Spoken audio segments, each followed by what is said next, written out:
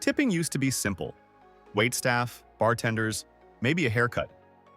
But now it shows up on self-checkouts, at retail counters, and even at medical offices. In many of these cases, there's no real service involved, just a prompt on a screen.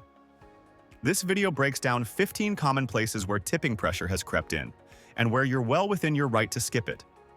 But before we go any further, yes, this is an AI voice, but a real person wrote this. I earned my financial freedom and I'm not doing this for money. I don't like narrating videos, so I use an AI voice. Ignore that the voice is AI. The video is worth it. Check out the full details by visiting the link in the description. Tipping fatigue. How big the problem has become.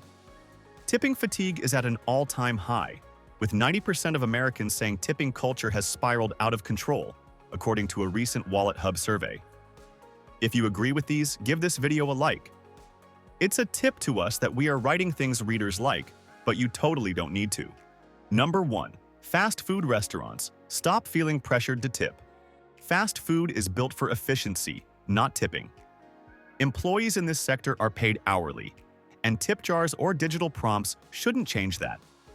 Adding a tip at a drive-thru or counter isn't necessary and only feeds the growing tipping creep. Keep your orders simple and skip the tip. Number 2. Retail stores. Why you shouldn't tip at checkout. More retail stores are asking for tips, but they shouldn't be. In 2024, 6.6% of retail stores in the US requested tips at checkout, up from 3.8% in July 2019, a 70% jump. But retail employees are paid regular wages, and tipping has never been part of this space. Customers should feel no guilt about declining these requests. Number 3. Takeout orders. No table service, no tip needed. When picking up takeout, you're not getting table service and tipping expectations should reflect that. Many restaurants now prompt for tips on takeout receipts, but it's optional. A small tip is fine if someone goes out of their way, but don't feel bad leaving it blank when grabbing food to go. Number 4. Self-service kiosks. No one to tip here. Self-checkout machines asking for a tip? That's happening across airports, stadiums, cookie shops, and cafes. One report notes 20% tip prompts showing up at these kiosks, frustrating consumers who are already handling their own orders.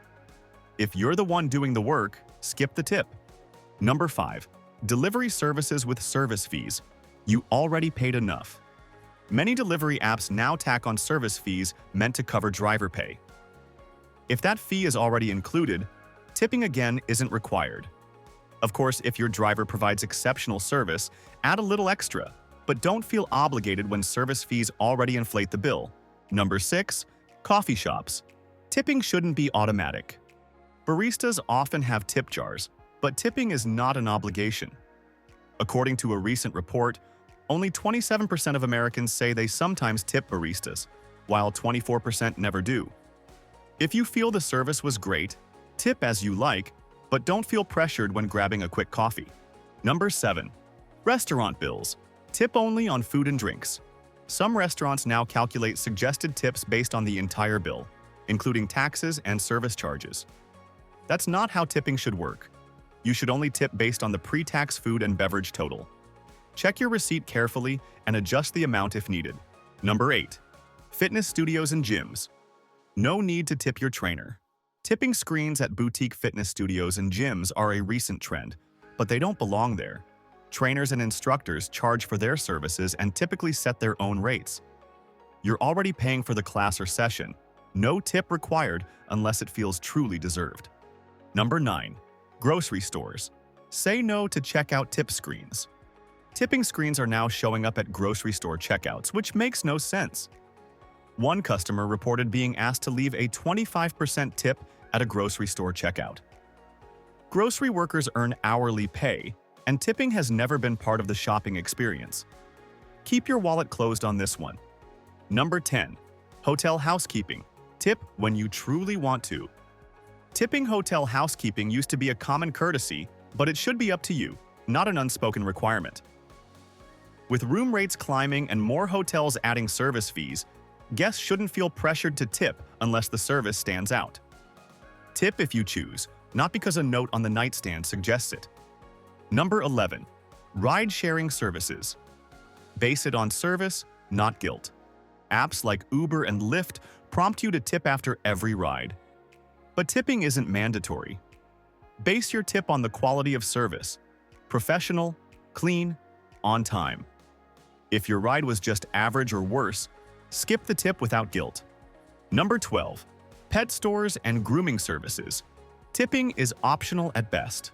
Some pet stores and groomers have added digital tip options, but that doesn't make tipping mandatory. Grooming services already build compensation into their pricing. If your pet gets 5-star treatment, tip if you want, but tipping should never feel automatic. Number 13. Medical offices and pharmacies. Don't tip for healthcare. Tip jars and digital tipping prompts don't belong in medical settings. Some clinics and pharmacies now add them at checkout for in-store services, which is a huge shift from the past. Medical professionals and pharmacy staff are salaried, and tipping should not enter the equation.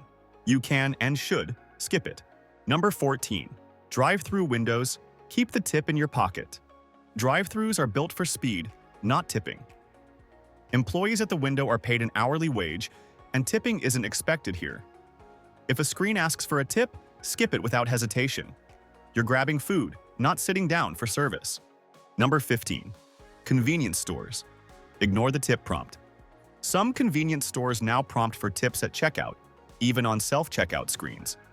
This practice has no basis in tradition or fair compensation. Store clerks are paid hourly, and the tip prompt is just one more example of tipping culture getting out of hand. No need to tip when grabbing a soda or snack. Tipping smarter. Where to draw the line? Tipping fatigue is real, and it won't change unless consumers start saying no. You're never obligated to tip just because a screen flashes the option. Smart money means knowing when to hold the line and keeping your dollars for service that actually earns it. Use this list to tip on your terms, not out of pressure. Thanks for watching, and if you found this video helpful, don't forget to like, subscribe, and share it with your friends. Also, don't forget the link in the description.